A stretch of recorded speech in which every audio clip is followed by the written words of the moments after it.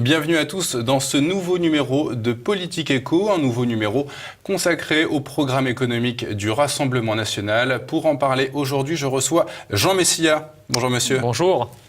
Jean Messia, vous êtes un ancien élève de l'ENA, vous êtes haut fonctionnaire et vous êtes le délégué national aux études donc, du Rassemblement national, parti présidé par Marine Le Pen. Alors ma première question, Jean Messia, à quelques semaines maintenant de l'élection, des élections européennes, les partis et pays souverainistes pensent pouvoir arriver majoritaires maintenant dans ce Parlement européen. Ce scénario est-il le vôtre ? Évidemment, ça fait partie des scénarios que nous étudions pour une simple raison, c'est que si nous saisissons l'évolution de la scène politique européenne et même plus largement de la scène politique mondiale, nous voyons qu'il y a quand même, je dirais, une page qui se tourne. On est à un moment un peu historique, un moment charnière, où nous avons un modèle économique qui est en train de se refermer, celui de la mondialisation néolibérale, du sans-frontiérisme, de l'immigrationnisme. Et nous avons un autre modèle qui est en gestation, qui arrive petit à petit, qui fait tomber d'ailleurs les pays les uns après les autres comme des dominos. Ça avait commencé par le Brexit, ensuite nous avons eu Donald Trump, ensuite on a eu Salvini, puis Bolsonaro, sans parler évidemment des pays qui n'ont jamais vraiment quitté le paradigme souverainiste que sont la Chine ou l'Inde. Et on voit arriver, si vous voulez, des majorités en Europe qui n'existaient pas encore il y a deux ans. Au moment des présidentielles, par exemple, il n'y avait pas Salvini, il n'y avait pas Kurz, il n'y avait pas tous ces partis qui arrivent dans les parlements nationaux, comme les démocrates de Suède, etc. Donc évidemment, cette dynamique est à l'œuvre. Personne ne peut connaître son ampleur. Mais ce qui est sûr, c'est que à court ou moyen terme, la coloration politique de l'Europe va changer. Le 26 mai prochain sera probablement une première étape. Est-ce qu'on sera majoritaire ou pas? Je n'en sais rien.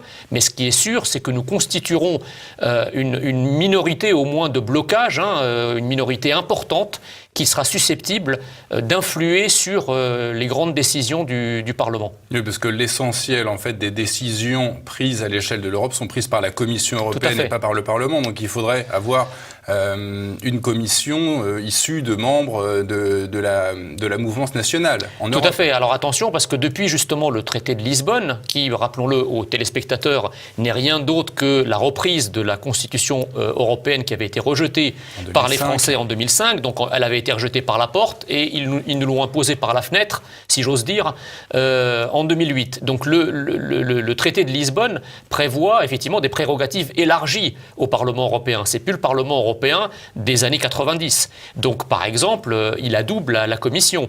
Il adoube également le budget européen. Donc c'est pas grand-chose, mais c'est pas rien non plus.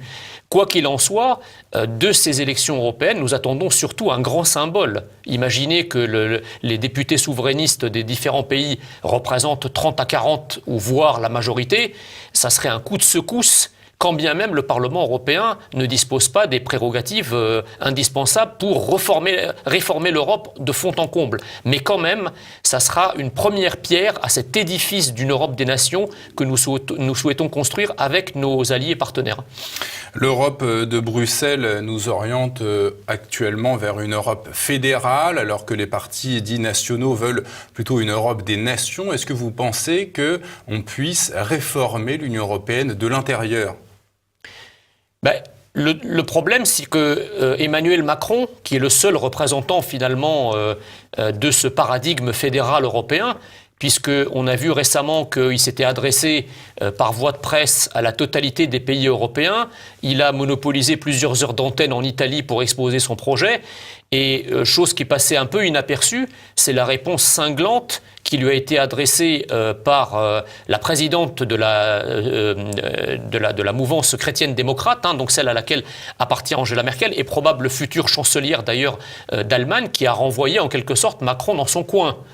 C'est-à-dire qu'elle lui a fait valoir que l'Allemagne était fédérale à condition que le fédéralisme, je dirais, lui bénéficie pleinement et totalement. Donc Macron est un peu isolé sur la scène européenne, et à partir du moment où l'Europe n'est que, je dirais, le reflet des majorités politiques qui vont se dégager dans les pays membres, tout est possible. Je veux dire, après tout, nous sommes rentrés dans cette Europe fédérale à partir des années 90 parce que tous les pays de l'époque étaient d'accord. Et le consensus s'est fait autour, par exemple, du traité de Maastricht et de l'évolution vers l'union économique et monétaire. Donc on voit bien en fait que l'Europe reste quand même l'agrégation de ces nations et les décisions qui sont prises au niveau de l'Europe découlent toujours d'un consensus entre les pouvoirs politiques présidents ou destinés des États-nations. Donc il suffirait que demain ces majorités changent et que nous ayons à la tête des principaux pays européens des partis souverainistes et des partis identitaires pour que du coup l'Europe en tant qu'ensemble change et adopte la couleur de ce nouveau paradigme. Alors Jean Messia, il y a un événement dans les prochains jours qui risque un petit peu, je pense, de changer la donne des élections européennes, c'est le Brexit. Il semble que le Premier ministre britannique Theresa May ait beaucoup de difficultés à faire passer son projet de loi qui permettrait donc ce Brexit. Comment expliquez-vous ces difficultés ? En fait, comme je disais tout à l'heure, nous sommes dans une période de transition entre deux mondes, entre deux modèles. Quand vous voyez par exemple ce qui se passe aux États-Unis, toutes les attaques dont fait l'objet Donald Trump, quand vous voyez ce qui se passe en Italie, toutes les attaques dont fait l'objet Salvini, et quand vous voyez également en Grande-Bretagne les attaques contre le Brexit, tout ça n'est rien d'autre que la résistance des forces de l'ancien monde qui est en train de disparaître à l'avènement du nouveau monde. Et ça, c'est quelque chose qui a été théorisé dans toutes les sciences sociales. Je vous invite à lire Thomas Kuhn sur les transitions paradigmatiques entre un modèle qui s'en va et un autre qui arrive. L'ancien monde fait toujours de la résistance. Donc il est vrai qu'au Royaume-Uni, et bien sûr épaulé par une Europe qui reste quand même attachée à cet ancien monde, l'ancien monde ferraille, continue de ferrailler, continue à résister. J'entendais dire justement que au sein dans les cénacles européens, ce qui se répète, c'est que ils veulent rendre le Brexit le plus difficile possible pour deux raisons. Un, pour pas créer de précédents faciles qui encourageraient d'autres nations, je dirais, à sortir de ce carcan, de ce corset européen. Et la deuxième chose qui est plus intéressante, c'est de dire finalement, plus on le laisse traîner ce Brexit, plus il y a des chances que les Britanniques changent d'avis et que si jamais, dans un terme rapproché, il y avait un deuxième référendum qui décidait de rester à l'intérieur de l'Union européenne, eh bien au moins on n'aura pas tout détricoté et on n'aura pas tout jeté à la poubelle et il sera possible en fait d'assurer une sorte de continuité. Donc en fait il y a l'expression populaire du Brexit, il y a les anciennes forces de l'ancien système qui continuent à résister et qui espèrent effectivement ne pas casser la présence du Royaume-Uni en Europe pour donner une chance de faire revoter le peuple britannique, ce qui est évidemment un crime de lèse-démocratie. Parlons un peu plus à présent, Jean Messia, du Rassemblement national et spécialement de sa présidente. On attribue souvent la défaite de Marine Le Pen aux dernières élections présidentielles face à Emmanuel Macron sur la question de l'euro, de la sortie de l'euro. Quelle est aujourd'hui la position du Rassemblement national sur cette sortie de l'euro ? Est-ce qu'il faut en sortir ou est-ce qu'il faut aménager ? Alors moi, je l'ai dit, mais bon, bien entendu, à l'époque, je venais d'arriver dans l'équipe de campagne, mais il est vrai que d'un strict point de vue économique, on ne peut pas dire, à l'occasion d'une élection présidentielle, si on est élu le 7 mai, le 8 mai, on sort. D'abord parce qu'une décision de politique monétaire, quelle qu'elle soit, ne peut être annoncée avant. Et on voit bien d'ailleurs lorsque la Banque centrale européenne ou toute banque centrale décide ne serait-ce que d'adapter son taux directeur, la décision est prise dans le cadre du secret qui est plus important qu'un conseil de défense. Donc les décisions de politique monétaire, qui plus est lorsqu'elles sont importantes, ne s'annoncent pas auparavant. La deuxième chose, c'est que on peut changer de monnaie. Je veux dire, les gens qui vous disent que c'est pas possible, c'est faux. On l'a déjà fait dans un sens. Exactement. Dans les années 90, on a bien abandonné un franc français que nous avions depuis 800 ans au profit d'une nouvelle monnaie qui s'est appelée l'euro. À quelles conditions ça s'est fait ? Le 1er janvier 93 est entré en vigueur le traité de Maastricht, qui est en fait la feuille de route pour l'avènement de la monnaie unique. On voit bien qu'entre le 1er janvier 93 et la mise en circulation des pièces et des billets euros, le 1er janvier 2002, il s'est écoulé 9 ans. 9 ans d'une feuille de route avec des étapes. Par exemple, qui se souvient de l'Institut monétaire européen mis en place en 1995, qui était l'embryon de la Banque centrale européenne. Donc à partir du moment où il y a un consensus entre les pays, Donc il y a une procédure coordonnée de changement de monnaie, consensuelle, et donc en mettant le temps qu'il faut, eh bien on peut effectivement changer de monnaie. Lorsque Marine dit « nous avons mis en fin de quinquennat la question de la souveraineté monétaire », elle a parfaitement raison, parce que ça tombe bien, c'est exactement le temps qui est pertinent économiquement. Et pour peu qu'entre-temps, nous ayons, comme nous l'avons vu il y a un instant, des nouvelles majorités politiques qui arrivent au pouvoir, qui permettent de se mettre autour d'une table, dans un premier temps, peut-être essayer d'améliorer la gouvernance de la zone euro, qui aujourd'hui ne bénéficie qu'à l'Allemagne et accessoirement aux pays du Nord, on peut très bien envisager d'améliorer la gouvernance, j'en dirai un mot tout à l'heure si vous voulez, par rapport à la politique monétaire conduite par la Banque Centrale Européenne, notamment le quantitative easing, c'est-à-dire l'assouplissement quantitatif. Si effectivement... La planche à billets, voilà, pour résumer. Si effectivement les tentatives de changement de gouvernance de la zone euro ne marchent pas et que l'Allemagne s'entête dans le statu quo, ce qui lui serait préjudiciable, parce qu'à partir du moment où l'Allemagne rencontrera une volonté politique française en face d'elle, ça sera qui tout double. C'est soit on joue un jeu collectif, soit c'est un détricotage de la zone euro.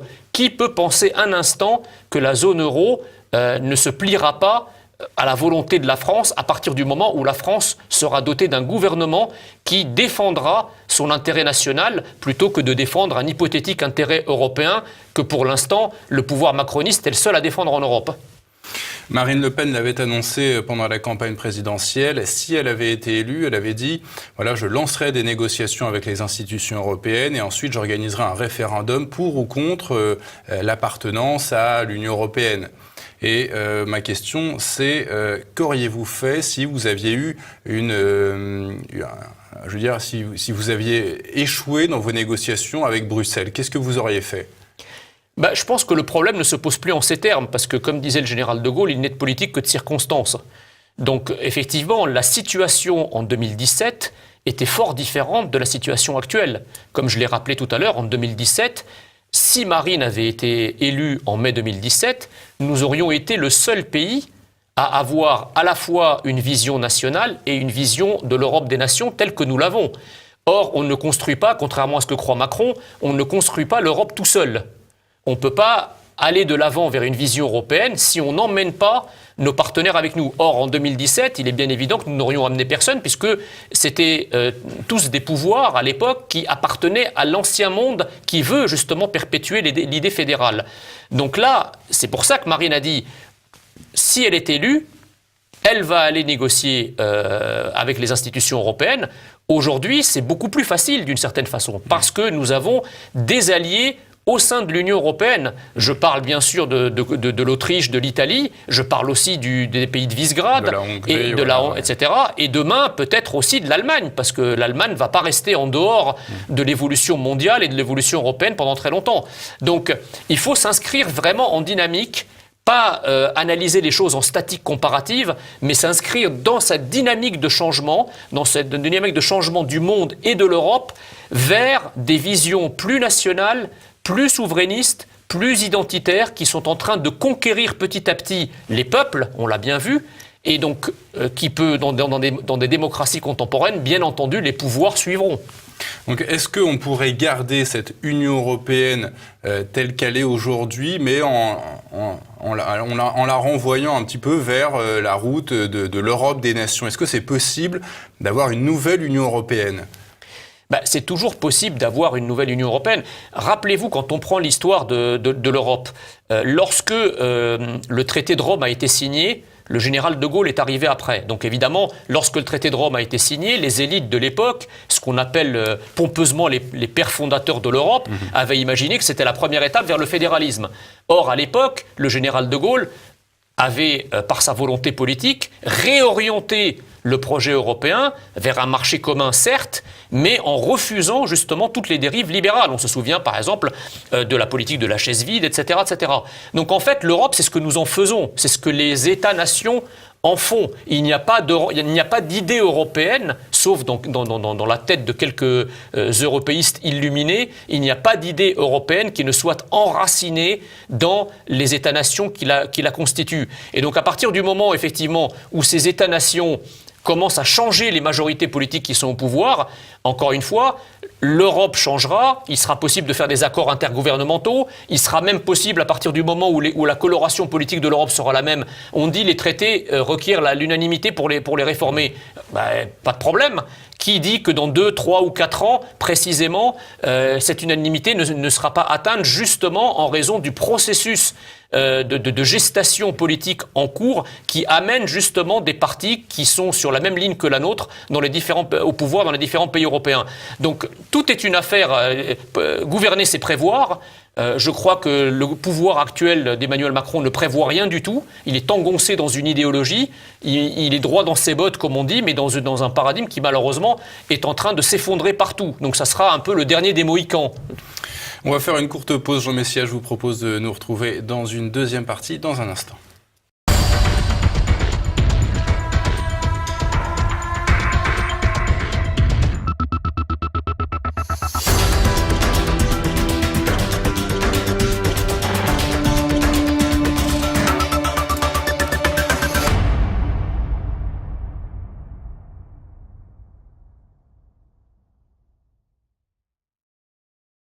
Toujours en compagnie de Jean Messia, membre du Rassemblement national, pour parler du programme économique du Rassemblement national, comme je viens de le dire, excusez-moi Jean Messia.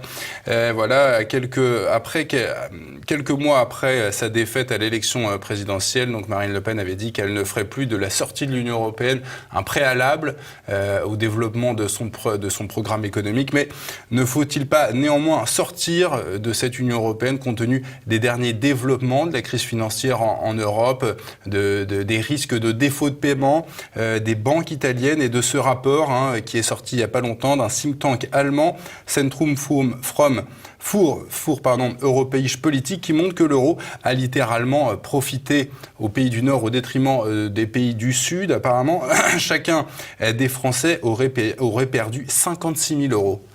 Il est amusant d'ailleurs de voir que ce rapport émanant d'un institut qui a été loué par les organes de presse officiels pendant des années.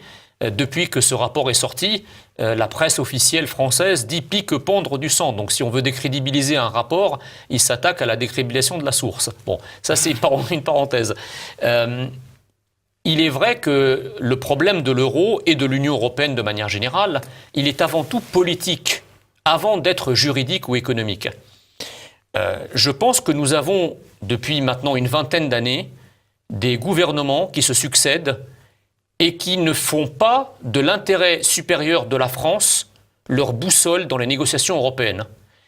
Très clairement, pendant que nos dirigeants construisent l'Europe, l'Allemagne, elle, construit l'Allemagne.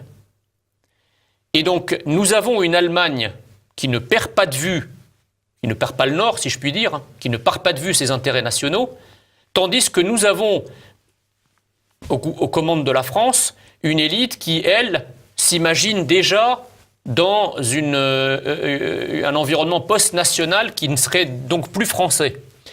Et donc, essayons d'abord de remettre la France dans la France.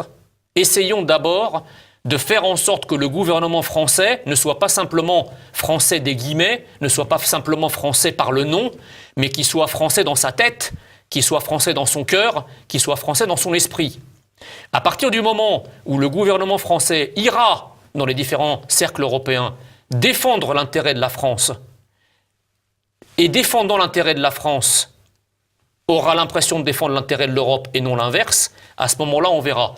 Moi, je crois que le problème qui se pose de la zone euro, c'est que effectivement, l'économie française n'est pas compétitive au sein de la zone euro.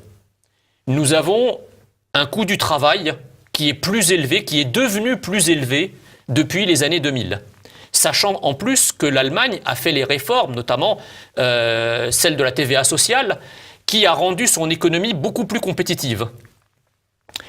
Pour donner un chiffre, les coûts du travail en France ont augmenté entre 2000 et 2018 de 56%, quand le coût du travail allemand n'a augmenté que de 38%. Donc nous arrivons dans un différentiel de coût du travail qui plombe notre compétitivité.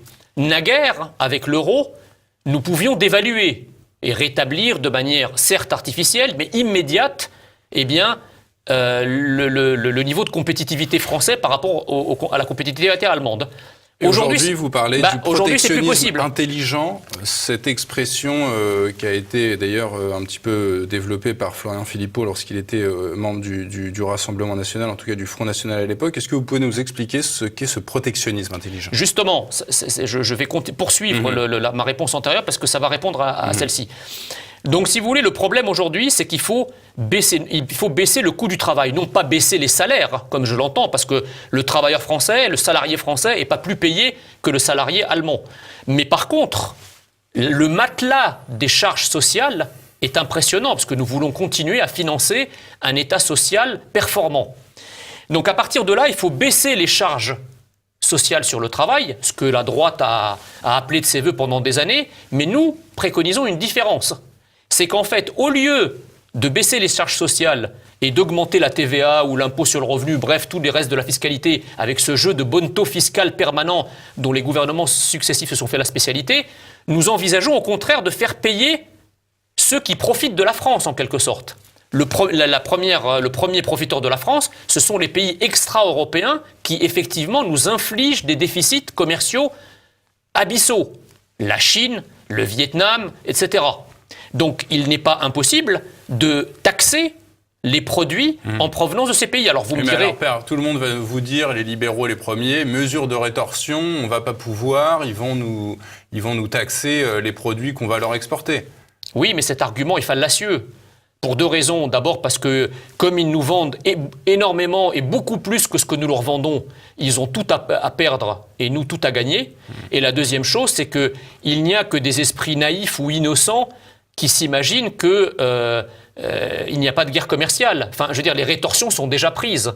Quand vous voyez la facilité avec laquelle les marchandises de la terre entière arrivent en France et en Europe, et la difficulté d'un exportateur français d'exporter sa marchandise dans des pays asiatiques, où là, vous avez des tarifs, un protectionnisme douanier, des barrières non tarifaires, etc.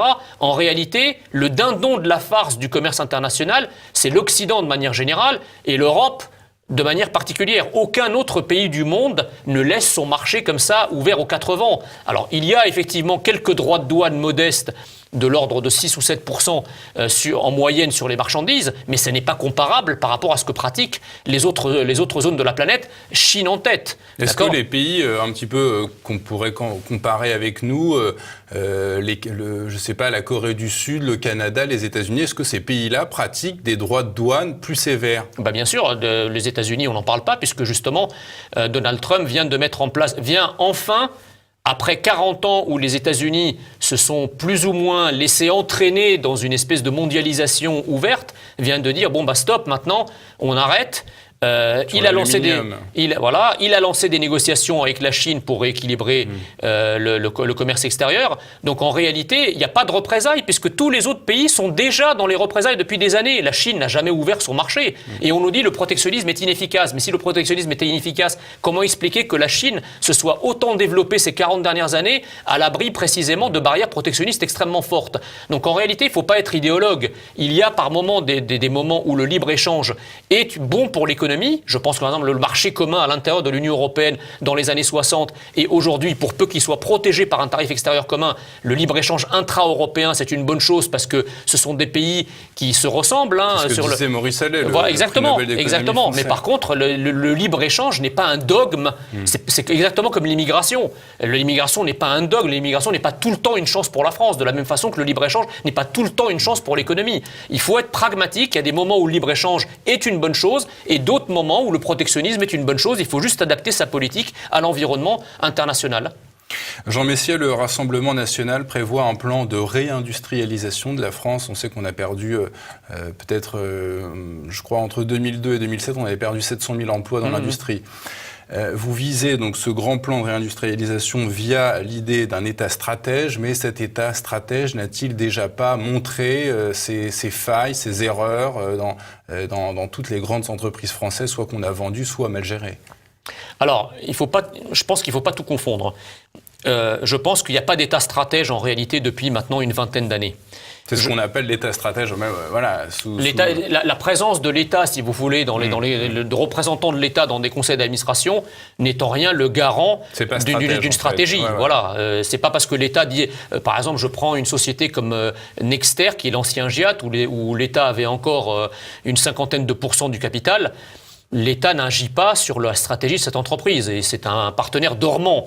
Alors, quelle stratégie le Rassemblement national vit? Le problème, si vous voulez, c'est que justement, faute d'avoir protégé nos industries et nos entreprises pendant les 30 dernières années, nous avons mis le travailleur français, le salarié français, qui a un coût horaire de 12 ou 13 euros, en directe concurrence avec un salarié chinois ou vietnamien qui, lui, est à 2 ou 3 ou 4 euros de l'heure. Et donc, en réalité, à travers les marchandises, ce sont des systèmes économico-sociaux qui se font concurrence.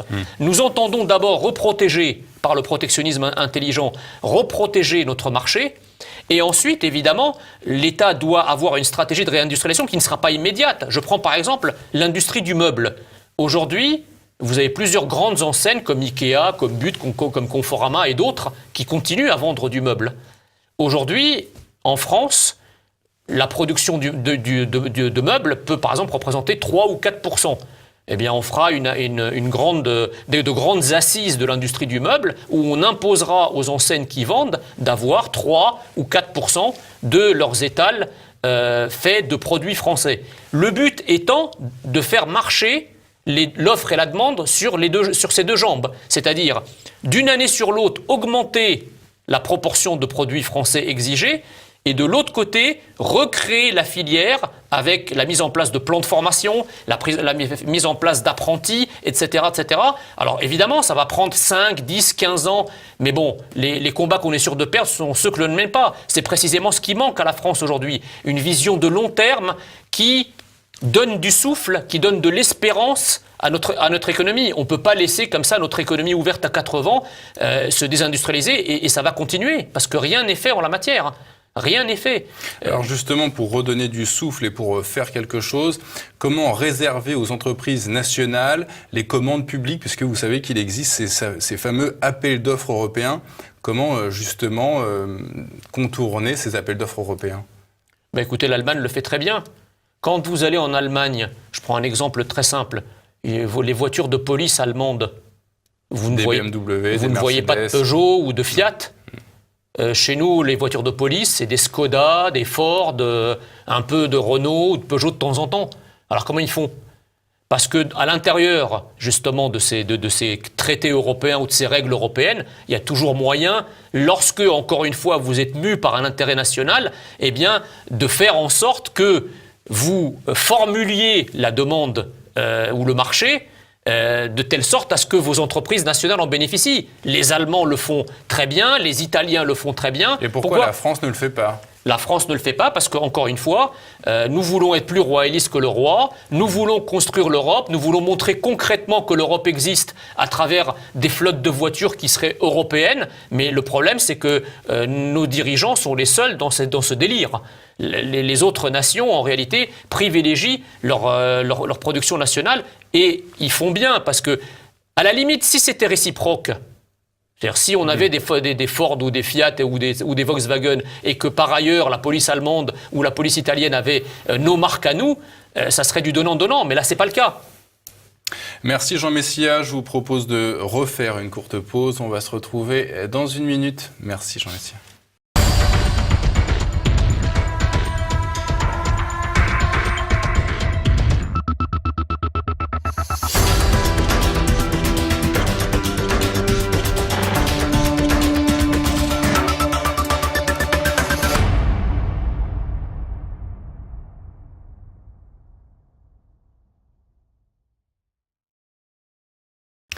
Toujours en compagnie de Jean Messia pour parler aujourd'hui du programme économique du Rassemblement national. On a souvent entendu Jean Messia parler, Marine Le Pen, de cette disposition, des dispositions concernant les travailleurs détachés.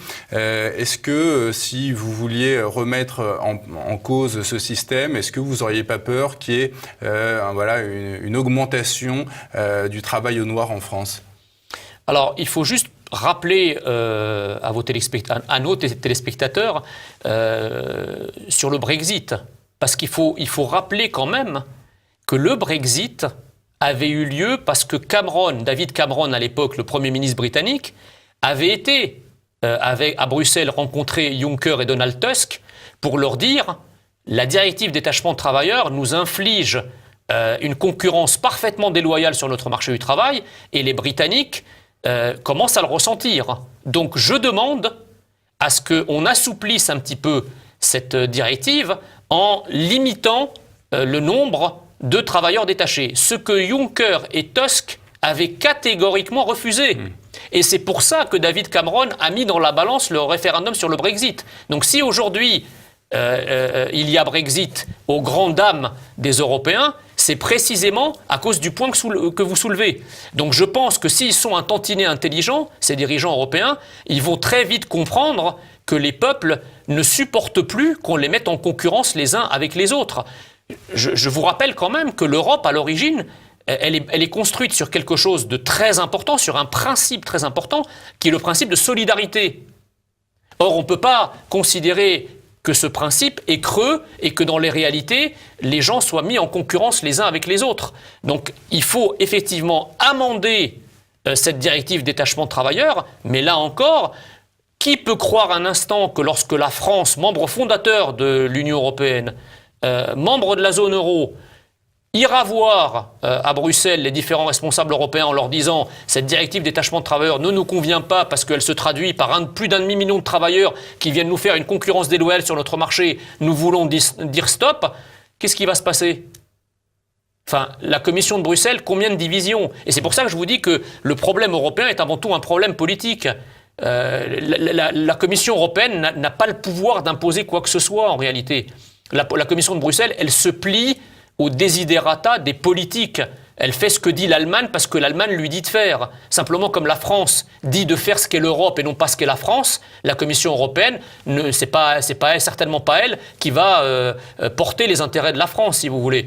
Donc, il faut que nous ayons, encore une fois, à la tête de la France, un pouvoir qui sache défendre au sein de l'Union européenne les intérêts de la France, les intérêts économiques, les intérêts industriels, les intérêts sociaux, ce qui n'est pas fait.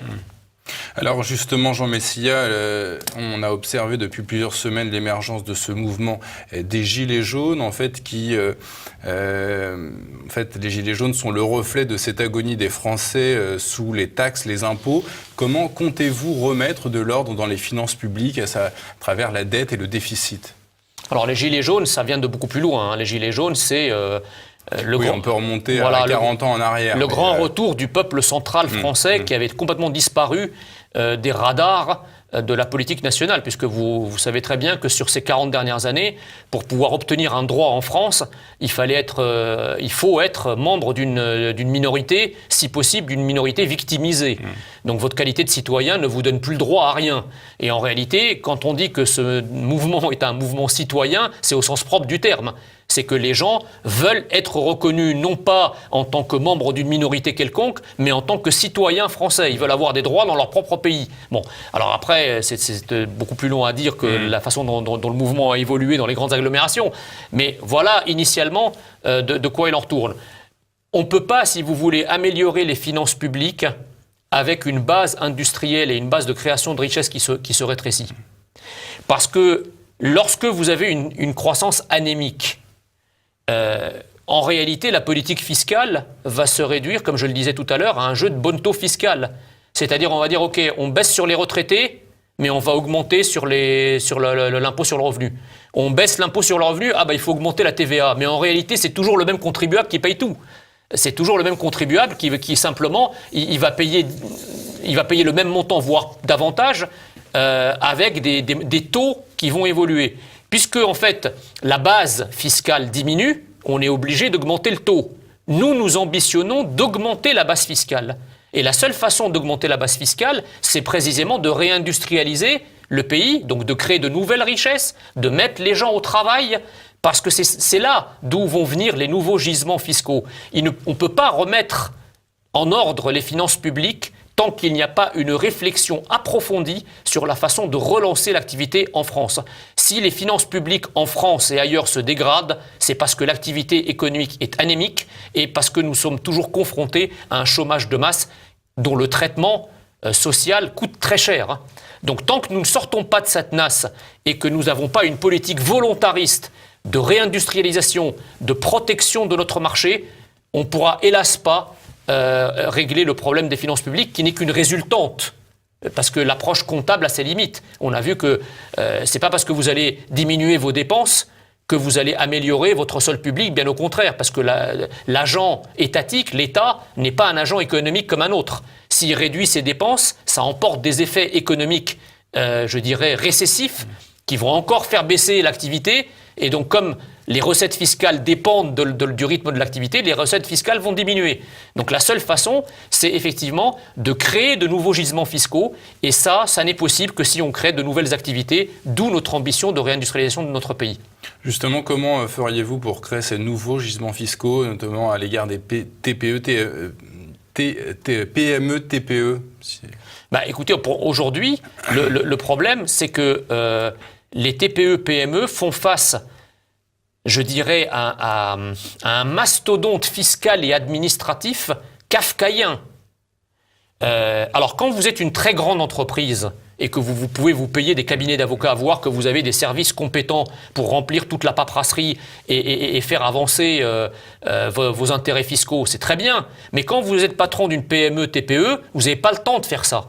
Et donc, en réalité, de tout temps, la philosophie de l'État, c'est que l'État doit être davantage présent pour les personnes et les entreprises qui en ont le plus besoin. L'intervention étatique doit être fonction croissante du besoin des personnes et des individus. Il faut évidemment alléger considérablement à la fois les charges administratives et fiscales sur les TPE, PME et évidemment faire payer ces très grands groupes qui, justement, grâce à leur taille et grâce à leurs moyens, font de l'optimisation fiscale et pratiquent une évasion fiscale d'ampleur. Donc on ne peut pas, si vous voulez, linéairement avoir une politique fiscale qui s'adresse de la même façon à une très petite entreprise familiale qu'à Google. Or, aujourd'hui, c'est un peu ça qui est fait. D'où le problème. Je pense que l'État doit faciliter la vie des TPE, PME. Et au contraire, pas compliquer la vie naturellement, mais au moins faire participer ces grands groupes à l'effort national, puisque ces grands groupes, encore une fois, bénéficient de notre marché. Je vais vous prendre un exemple qui montre à quel point nos élites sont totalement déconnectées des réalités et considèrent que les problèmes économiques, finalement, sont des problèmes météorologiques. On a beaucoup parlé du cas de Blanquefort récemment, de l'usine Ford.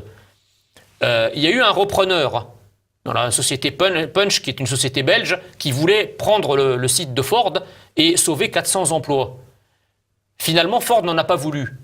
Et le ministre de l'économie, à part des coups de menton, n'a rien décidé. Il a dit « Oh, c'est scandaleux, etc. » Mais on aurait été aux commandes. Marine Le Pen aurait été présidente. On aurait convoqué le président de Ford en lui disant « Hé, Coco, tu vas continuer à vendre des dizaines de milliers de véhicules en France ? Si tu veux continuer à avoir libre accès à notre marché et qu'on ne taxe pas tes véhicules que tu fais maintenant produire à l'étranger pour les réimporter en France, eh bien, il faut que tu trouves une solution sur le site de Ford. C'est ça ce que nous appelons le volontarisme politique, c'est ça ce qui est en train de se pratiquer partout et c'est ça qui gêne le pouvoir actuel parce que beaucoup de pays, à commencer par les États-Unis, sur l'aspect économique, l'Italie sur l'aspect migratoire, ont montré que la politique reste prométhéenne, que oui, la politique peut infléchir le cours des choses. Il n'y a pas de fatalité. On peut faire, mais à condition de le vouloir.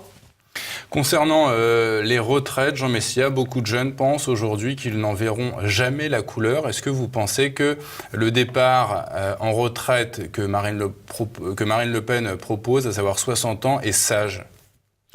Pour l'instant, ce point est encore une fois en cours de réflexion. En revanche, il y a une problématique qui est très simple. Il suffit simplement de considérer le taux d'emploi des seniors à partir de 55-57 ans. Et on voit bien que le taux d'emploi des seniors à partir de 57 ans est extrêmement faible. de l'ordre de 15-17%. D'accord ?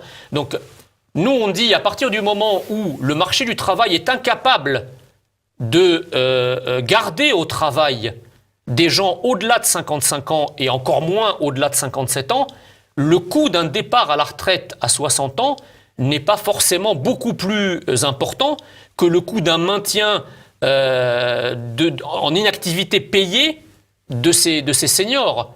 D'accord ? Parce que celui qui est à 57 ans, qui cherche du travail, qui est dispensé d'ailleurs de recherche de travail bien souvent, parce qu'on a bien compris qu'à 57 ans c'était compliqué à trouver, eh bien il est quand même payé. Il y a des mesures de pré-retraite, il est payé pour son chômage, et donc tout ça a un coût. Alors il est artificiellement maintenu comme chercheur d'emploi, et donc artificiellement maintenu dans les statistiques du chômage, mais si on retire finalement, à partir de 60 ans, tous ces seniors qui cherchent du travail sans en trouver et qui encombrent les statistiques du chômage en leur permettant de partir plus tôt en retraite, économiquement et financièrement, ce n'est pas une absurdité. Maintenant, encore une fois, ça dépend des circonstances. Dans 3, 4, 5 ans, lorsque nous aurons relancé, une fois au pouvoir, l'activité, que nous aurons réindustrialisé le pays, que nous aurons drastiquement fait reculer le chômage de masse dans notre pays et qu'il y aura besoin, eh ben, pas de problème. On pourrait à ce moment-là aller vers une retraite à 61 ans, à 62 ans, à 63 ans. Si les gens sont au boulot, il n'y a pas de problème. Mais là, ce n'est pas le cas. Ma dernière question, Jean Messier, il nous reste encore quelques instants. En cas de sortie de la France de l'Union européenne et donc de la zone euro, principalement de la zone euro, quels seraient les effets sur le pouvoir d'achat des Français, sur leur épargne et sur la dette publique ? On nous dit tout le temps, voilà, la dette publique va augmenter, exploser de 30%. Qu'en est-il du pouvoir d'achat, de l'épargne et de la dette ? Si nous sortons de l'euro. Ce scénario pour l'instant est théorique parce que, encore une fois, c'est plus le scénario que nous privilégions en raison précisément du changement de couleur politique à l'œuvre en Europe. Donc c'est pas un scénario que nous privilégions nécessairement. Maintenant, c'est vrai que ce qu'il faut comprendre, c'est que la zone euro, enfin la pérennité de la zone euro n'est pas simplement suspendue à la décision d'un État d'en sortir ou d'y rester. La zone euro elle-même est mue par des risques endogènes très forts. Vous avez tout à l'heure rappelé les risques des banques italiennes. Ce n'est qu'un risque parmi d'autres, mais rien ne garantit, quand bien même tous les pays veulent rester à l'intérieur de la zone euro, rien ne garantit que celle-ci soit pérenne.